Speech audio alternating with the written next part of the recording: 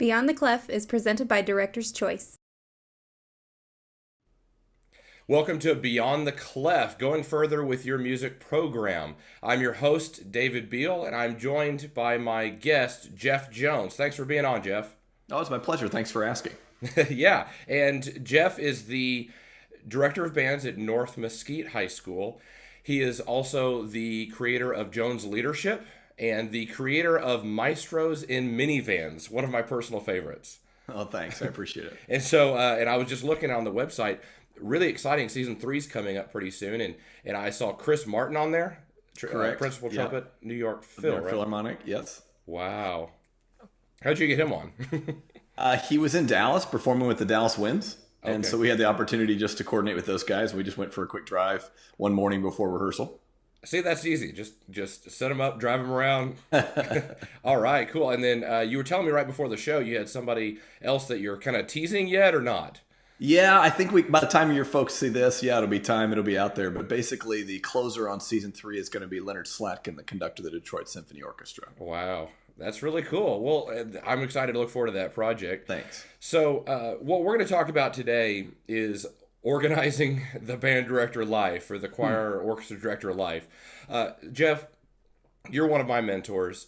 You're one of the people that I see as the most, or you have to be the most organized person with all these projects going on, and everything I see you ever produce is so great. So, you're also a head director at a high school. You have to be organized. So I want to talk a little bit about that. Maybe some of our listeners can just learn one thing from you on that. So first of all, how do you organize yourself personally, maybe in the professional world? Yeah, first of all, don't look too closely. I appreciate your kind words, but don't look too closely or you may see how disorganized it really is. But there is a lot going on, so it is a challenge, and we've had to kind of learn and grow into that. For me personally, I have to keep a lot of lists, and it's important for me that you're able to sync that information across multiple devices because, in one moment you'll think it up and you'll be holding your iPhone, and 10 minutes later you're sitting in front of your computer and you need to be able to have that same stream of consciousness running for you. So Right. it's important for me that the products that we're using have an ability to share workflow across multiple things. And then we're also working with some stuff that shares across multiple people at the same time. But I would say for me personally, there are 2 programs that I use a lot. There's a program called Evernote, that Evernote, available from the App Store, that was originally free and to some degree still is. If you only want to share across 2 devices, for me, I want to share across more than that, so I pay a nominal monthly fee to do that. But essentially, it's just a notebook, replacing the old spiral bound notebook, I guess, from the college Right. days, at least those of us who are over 30.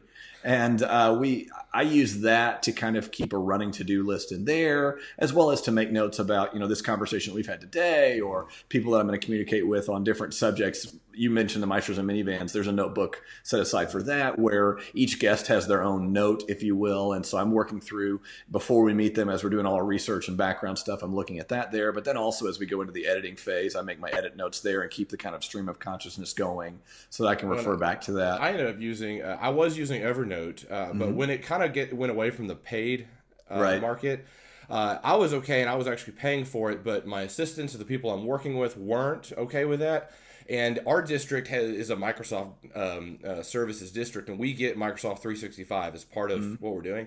So I ended up using OneNote based on a friend's suggestion, and I really like OneNote for the same reasons that I liked Evernote. It was really easy to share stuff, and stuff didn't have to sync. It was kind of just like I'd write it down, and then my assistant would see it almost instantly pop up. Right. I can do all that, and the sharing of notebooks. I liked how they organized it. It wasn't the tiles as much as it was a notebook of stream of consciousness stuff. We put that down. This is this event on this note, and so that's another thing that I ended up using quite a bit and sharing with people. So it's a lot like Evernote. Yeah, exactly. And I've seen that. The only reason at the time I didn't make that switch was they were busy trying to make haste and make money off this Evernote change of philosophy, but they didn't quite have an app together fast enough where you could transfer Evernote stuff directly over, and I was too invested. Yeah, So, you can't once you're in on one thing, you can't do the other. yeah, you're Right, stuck. and that's a lot better than. So I started doing like a notebook, trying to write all my stuff down with it, and I love it because it makes you sit down and do something. But what is the main problem? When this is left at work and I need to write something down, and that's what you're talking about, stream of consciousness, or if every device I have that I sit in front of, my home computer, my work computer, my all that stuff needs to be all together. Yeah, I agree. And the same end, the reason the other program I was going to mention I'm using was I'm just in too deep when they started making changes too. It's called Things. Yeah. Just like the word things. I think they came out with Things 3 recently on iOS. Right. And that's where I'm struggling, but I had to pay for the upgrade because what I use Things for that's really helpful to me is over the years, I've just created, every time I got caught off guard by something at work, like, oh man, we had to do that last month and I didn't do it. I would create what they consider to be a recurring event in my Things drive where basically it says, okay, on the 15th of May every year, make sure that you're coordinating with middle school directors about double checking their charms information that it's set up for next year. On the 1st of June, make sure you've ordered burps and tuners and pickups and whatever for the following school year. So it just kind of has a stream there, both personally and professionally. It also has all of my personal bills management where it reminds me, on the first of the month, pay these bills and have you checked these balances and stuff like that. So you use it personally and professionally as well. I do. Okay. And there's a way to differentiate that so your staff is not getting, when your haircut is. Tuesdays and Fridays, but they all know that. And so, no, actually, that's happened to me before. I put in like a haircut just in my thing because I put it in my phone, but I put it in the wrong calendar, and then it ended up coming on the band calendar. So I got an email. What is this? That's embarrassing. I have no context for that comment. Just the other day, one of the middle school directors and I were laughing about, like, hey, on the one that says district events and dates, did you know that the district is going with Max to have a golf lesson? He's like, oh, sorry, I'll move that. So it happens all the time. And I have to remind myself, instead of putting the district one or the one I use the most as the default calendar, I'm always putting my personal one because I want to try and avoid as many of those moments as possible. Yeah, but default, right. Right. With regards to Things, I don't use that for professional collaboration. I just use that on my personal stuff. But I'm assuming, yes, there are different tags and stuff where you can tag events where I'm assuming that if you wanted to use it in a professional environment, that's certainly available to you to where you could set it up so people could see one thing and not necessarily see everything. Right. So that's it for me. But then you joke about pen and paper. And honestly, I use that a decent amount too. When I have a day that's going to be heavily involved with administrative work as opposed to in the classroom, which we manage almost 1,000 students a day on 3 campuses with 8.5 people. So a lot of my day becomes very administrative. And I read a book about 10 years ago called 18 Minutes, the number 18 Minutes by Peter Bregman, Bregman. And it's just a management style and a time management philosophy that just resonated well with me. And honestly, I use it on a yellow legal pad that I keep in my notebook or in my backpack. And every day that I'm going to do a lot of that kind of stuff, I set it up. And basically it's designing your days by hours with little blocks of time in between and then sorting your tasks for the day out into that. And I found a lot of success on that too, because some days you just need that piece of paper where you can look at it and go, scratch this off, move this down here. And I know some of you techie folks who are listening to this know exactly how to do that in your Evernote or your OneNote or whatever. But this 49 or 39-year-old guy doesn't. So there's that. Well, and one thing that's a negative with that I found is I'm very tech. Everything I want to do, but it has to do with technology or syncing it between the platforms. And the problem, though, that I get into, and I have to personally, because I was doing some curriculum stuff the other day with my assistant, and I was like, oh, there's got to be a great program for this. So I started looking, I found something, I'm really excited about it, but I'm like, David, I know what's going to happen. You're going to want to go in and do that quick thing, but then you have to log in, and then the kid comes in the room, and then all that. And honestly, on those busy days that I know things are going crazy, I just pull on like one of these in my back pocket. They come in even smaller sizes, and they're just little, field notes. You can get these at Barnes & Noble. There's enough to just slip right in there, have a pen with you, pull it out real quick, write something down. At the end of the day, put it in your designated spot. I think that's a getting things done mindset that's another very famous to-do list person. And have you ever done anything in that realm, the getting things done realm? I have not looked too much into that, but yeah, you're absolutely right about the pen and paper. I work with a colleague of mine who always gives me a hard time. I'm trying you can do this easier and faster. Yes, I know. There are just 17 easy steps to automate that process. And he's right. On the short term, if it's something you're just doing once or you need a quick note, sometimes writing it down is the easiest. Now, if you don't know how to do a mail merge and you work in the 21st century, I'm telling you, you're slowing yourself down. But that doesn't mean I don't know a whole lot of folks who are in that struggle. So. Sure. Well, and sometimes a sticky note on smack dab in the center of your computer screen is the best way to go. Well, now let's transition over and tell me how you work with your staff. You said you manage 8 staff. members more or less, or Right. work with them, I'll say. Sure. Yeah. And I have that. I'm just a middle school director, but I do manage my private lesson staff coming in and whatnot. And so throughout a week, I might be managing 10 to 15 different people coming into my Absolutely. campus. So tell me a little bit about how you coordinate all that. Great question. A lot of our stuff stems out of the electronic realm. I mean, we work really, really hard to have calendars that are easily accessible and available to our parents, to our community, to our private staff, to our masterclass teachers, all that stuff so that they can kind of see on a regular basis what's taking place and can access it without having to access one of us.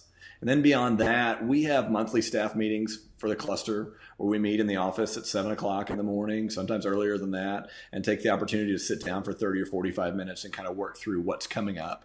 And that sort of developed over time too. Now we've done it for 4 or 5 years. So I go back and look at, okay, what did we meet about on August 15th last year and go, oh yeah, those things need to come up as well as this and this. And I'll amend that list for the next time. What do we meet on December 15th about? And I'll list all those things and I'll add and subtract based on what's going on in that moment. But that's helped me kind of get a flow to it in that way. And that's what we do with the cluster staff. So there are 8 or 9 of us that'll meet on that Monday morning for 30, 45 minutes, sometimes an hour and 15 minutes, and get our life kind of organized so that we don't have to just be constantly doing this barrage of emails that not everybody's keeping up with the stream of that. And then we just started informally this last year we called it lunch bunch, which I know sounds ridiculous, but on Mondays, all of the high school staff are still at the high school when lunch rolls around. Mm-hmm. It's before some of the specialists go down to teach at the middle school and all that stuff. So when we have that opportunity, we have lunch bunch and we all just sit around the table in my office and talk about the things for the week and the things that are coming up. That gives us an opportunity. What I figured with the staff meetings were I was disseminating a lot of information. I felt good about us being on the same page and giving those middle school head directors an opportunity to go, what about this, Jeff? And, everybody was there kind of taking notes and figuring, things out for the month. But what I didn't feel like we had time for in those meetings was an opportunity to stop and go, well, why are we doing that? Is there a better way? Mm-hmm. This is something that I'm noticing. This is something that you're noticing. And how do we deal with that in a way that's useful or best for our students? And so I just felt like it was, here's the information, go. Mm-hmm. Whereas in lunch bunch, we can sit around and go, one of the things I'm seeing is this. Are you seeing that? Yes, that's a struggle. What are we doing about it? I don't know. Right. How do we, how have we dealt with it before? Did that work? Didn't it work? More of a two-way communication kind of thing. Absolutely. And more time to just sort of sit around and think philosophy, think big picture, think long-term effects of individualized decisions as opposed to buses leave at 4 o'clock on Friday night, write it down. Right. Okay, cool. And then how do you transition that over to your parents and parent communication, parent organization as well? That's a great question.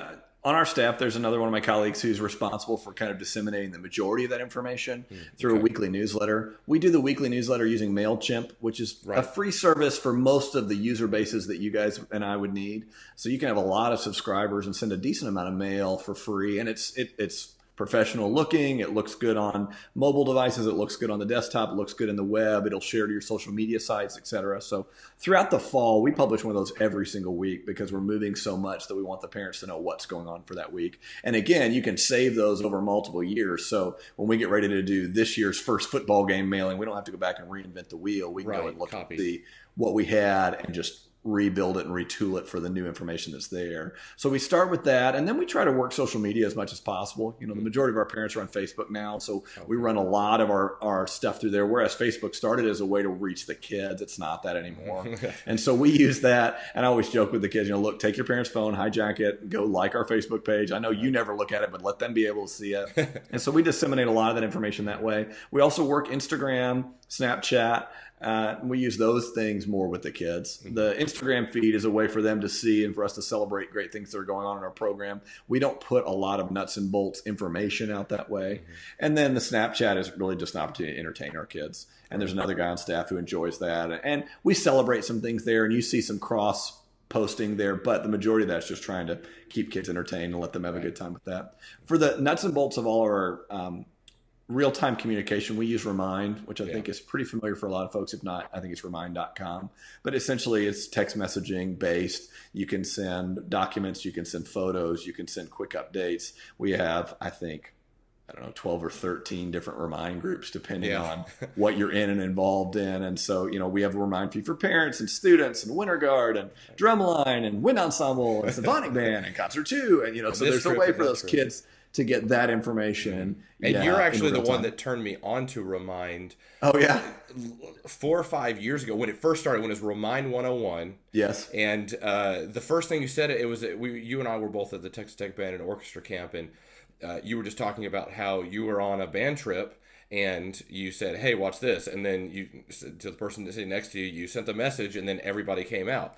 I thought it was genius, and so I use that constantly, and so much so that on this year's band trip, built into the itinerary and built into the whole process was wait for the remind message or do this, and your group has to have a phone and whatnot, and then our itineraries, because the kids, I feel like they're goldfish and they don't look at the whole itinerary. So instead of answering a bunch of questions all the time, I went on Canva and put up a bunch of graphics that were like, this is the afternoon itinerary. Everybody save this, and I made sure that I saved the image so it would work perfectly on like a phone wallpaper. Sure.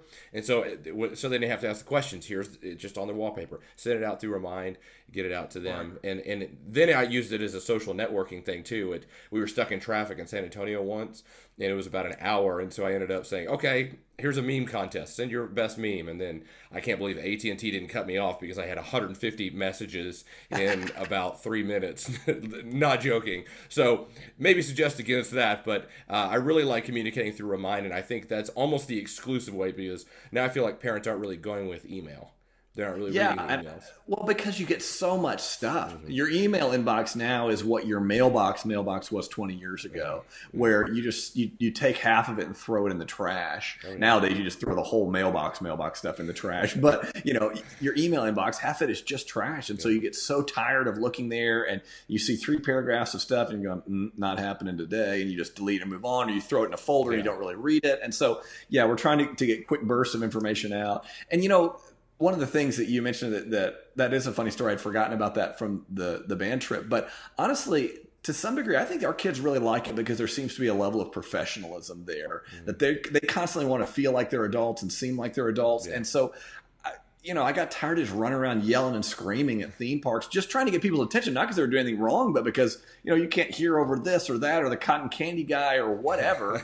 And where I can just send you a message and you go, oh, okay, man, it's time to go. And, the first thought was, what about the kid that doesn't have a phone? And I totally agree with that. I'm dealing more with high school students than some of our friends listening and watching, maybe dealing more with the middle school thing. And I heard you mention, at least one person in your group has to have a phone. Mm-hmm. We operate the same way. Before they can get on the bus to go on the band trip or go to State Soul Ensemble or whatever, they have to show us one of those Remind feed texts from that day. So, okay, good. And we have a handful of kids that don't have phones. And it's just, hey, we don't make a big deal about it because I know that's self-conscious for a lot of those kids, but it's like, okay, who's going to be your buddy? Oh, David is? Okay, cool. Right. Just make sure you're close to him. And so those kids get that information. But I think that they appreciate, that story that you're telling where they can go, oh, it's time for us to get on the bus. Here we go. And so, with the occasional kid who struggles with that, then you reiterate the fact, look, we're going to treat you like young adults and professionals. And if you can't handle that, then you get to stay right here with me. And they don't want that, so they figure it out. Yeah, exactly. Now, one of the problems that I have, and I'm struggling with, my assistant and I are both talking about that this year, is the parents with the email. You said you do a weekly email. I know directors that have a page that goes out every week, and there's a lot of information on it. And then I know the other extreme of directors that send out 140 characters, and that's the most that they ever send out. So at what point is your newsletter, do you think, is effectiveness? Is it being read a lot? Or how do you make sure that the parents really latch on and get that info from there? Well, that's a great question. I'm not sure I have a great answer to, but essentially it's important for me that we get the information out in a very articulate fashion, with a lot of detail. And we'll have a segment of our population, just like I'm sure you do too, that'll want to read all that. And they'll take the time to look through it and drill it all the way down and figure it all out. And there'll be somebody else who's just happier to see the Remind message that comes 45 minutes before we're back that says, be at the school at 10:30. Right. And, we also try to articulate with the kids in a little more detail so that, like with my own kids, when I start challenging them on information, they have more information for me. Mm-hmm. And if I want to go back and research it, I know that I've gotten 3 emails today from their elementary school, and I can go and look that up if I want to know more about that particular subject. But, at the most part, I'm relying on them for that. And, when we're doing fast moving stuff, we may take over some of our social media feeds to put, finals performance tonight at 7:05. Join us in Wiley or whatever the issue may be, so that there's more of that, because, they're all just scrolling like this too. And so there's an opportunity for them to see it that way. But we do try to be pretty articulate. And again, we've done it for so many years that so much of it's already there. You just have to go back and change the names and the dates to protect the supposed innocent. But, we use that because I want to be able to go back to some mom who's mad on Monday and go, well, you never told me. Well, we wrote this email that came out on Monday. Yeah. And then on Tuesday, we put it on all 3 of our social media sites. And on Thursday, I sent it out again as a text message. And I understand you're busy and you didn't get it. And I'm sorry that you didn't have the information you wanted. But I'm not sure what it is that I can do to make it more readily accessible to you and the other 800 parents that I get to deal with. Literally, not figuratively, but literally. And so I think that's the answer for us. I do agree that the more that you can get in big bullet points in a way that people can work through quickly does make it easier. I reference my kids' elementary school, and I rarely read their newsletters because when it comes in, it's way too much text that doesn't appear to be organized in a fashion that's really dynamic or thought out for, hey, how's that going to look on the page? And I get it, we're all busy, but if you want somebody to read it, you got to make it look good on the page. And you also need to delete about half the words. Yeah. There's a really great book that I go back and look through. I've read it and then I go back and look through it almost every year. It's called Writing That Works. And I can't give you the citations on authors right this minute, but there's an electronic version and they update it every several years. It's kind of an iconic kind of how to win friends and influence people of the writing world. Okay. And essentially it just talks about how do you work with an audience who doesn't have any time to listen to you and what are the smart things to do. You'll also notice, Dave, if you get emails from me, if you've asked me a question, you're going to get answers to my questions and you're going to get pleasantries at the end. Because, I want to be pleasant to you, but if you don't have time for that, I'm totally fine with it. And I have to almost every email I send, I have to go back and I'll start, Dear David, thanks so much for reaching out. And then I stop and I go back above the thanks so much for reaching out and put a couple spaces. And then I write what you wanted to know. And then I go back to, I finish writing, okay, we can do that Wednesday at 11:30. It'd be great, blah, blah, blah. And then at the bottom, I go back to finishing. Thanks so much for reaching out, dash. Hope you're doing great, comma, Jeff, send. Because if you don't have time to get to that, you didn't get to it. But I don't want you having to wade through me trying to be polite, professional, friendly if you don't have time for that. And hopefully you do. But I also know that we get the opportunity to deal with, you're talking about Leonard Slacken earlier. He doesn't have time for me, nor does his personal assistant, who I spent most of my time dealing with. And so I wanted to be polite. I wanted to be professional. I wanted to feel like I was being gracious for what they were offering, but I also wanted to give them what they needed first. And then if they have time to read all the way down and appreciate that, great. If they don't, you're not hurting my feelings. I put it there so I feel better about sending it. Yeah. Well, Jeff, it's been really great talking with you, and I think we're gonna spoiler. We're gonna do a part 2 episode coming up very shortly. I've been renewed. Yeah, thank you. Yeah, exactly. So season 2 coming soon. Yeah, really appreciate it, and thanks to the listeners for listening to Beyond the Clef.